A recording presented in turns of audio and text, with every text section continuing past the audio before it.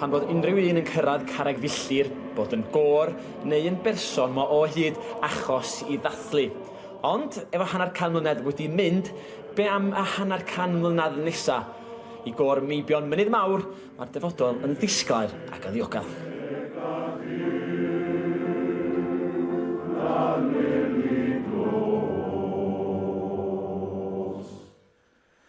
Wel, mae 5 côr yn dod at ei gilydd I gyngerdd yn ymwneud Pontyberan.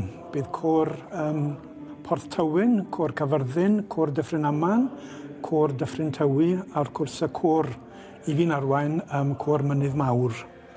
Na'r tro cyntaf fi'n credu mae'r 5 côr wedi bod yn canu gyda'i gilydd, so bydd yn noswaith arbennig.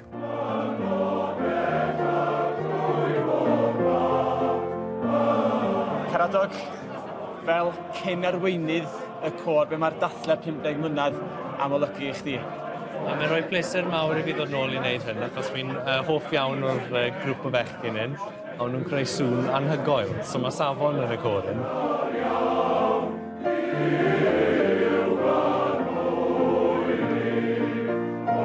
Mae 'da chi 5 côr sy'n beth wedi canu gyd y gilydd o'r blaen, a yn wedi dod at ei gilydd ar ôl rhyw 10 munud o lonyddwch. Mae pawb yn canu fel sy'n wedi bod fan hyn ers blynydde.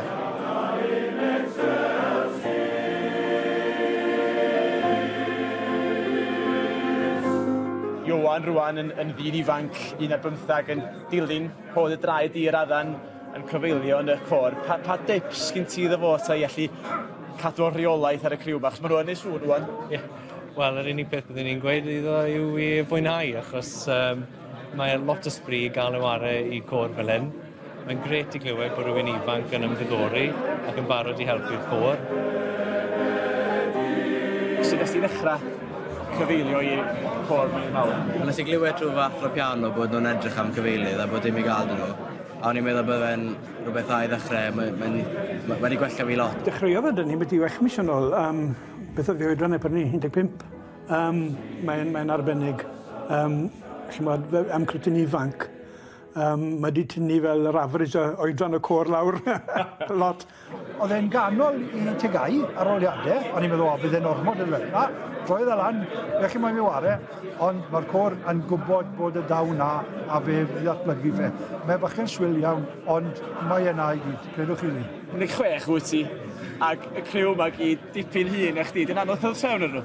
Na, mae'n ddoniol iawn, mae'n licio tynnu jokes, mae'n lot o hwyl.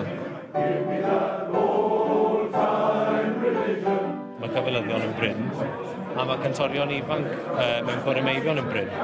A gret I weld os yw'n cwbl mwy o bobl ifanc ymuno o'r côr hyn. Mae'n gwneud gwaniaeth mawr, a mae'n rhoi rhywbeth arall i'ch bywyd chi cael ymuno mewn gyda canu unwaith drwywaith yr wythnos a mwynhau. Fi licio cael fy brec o waith ysgol, so mae'n da I dod I ymlacio. Byddai'n mynd I brifysgol, ond wedyn ar ôl I fi gyda dyn ôl, a fi'n joio fel bod y côr yn dibynnu yna fi a bod fi'n chwarae I nhw.